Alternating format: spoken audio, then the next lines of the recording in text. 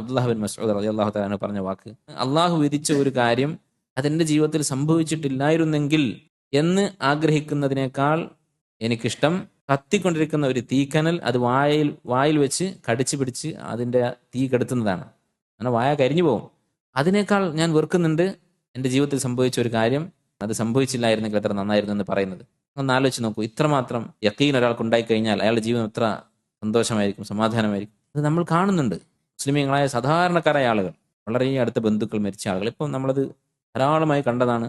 ഫലസ്തീനിൽ നടക്കുന്ന ആക്രമണത്തിൽ അവർക്ക് വീട് നഷ്ടപ്പെട്ട ആളുകൾ, മക്കളെ നഷ്ടപ്പെട്ട ആളുകൾ, മാതാപിതാക്കളെ നഷ്ടപ്പെട്ടവർ, പക്ഷേ അള്ളാഹുവിൻ്റെ വിധിയിൽ തൃപ്തരാണ്. ഈമാൻ ഉണ്ടെങ്കിൽ അവരുടെ ജീവിതത്തിൽ ഈ അവസ്ഥ ഉണ്ടായിരിക്കും. എന്നാലോ മറുഭാഗത്ത് നമ്മുടെ നാട്ടിലും എല്ലാ സ്ഥലത്തും നമുക്ക് കാണാം ചെറിയ നിസ്സാരമായ കാരണത്തിന് ആത്മഹത്യ ചെയ്യുന്ന ആളുകൾ. അപ്പോൾ ഈമാനുള്ള ഒരാൾക്ക് പ്രയാസങ്ങൾ അത് സ്വീകരിക്കാൻ സാധിക്കും.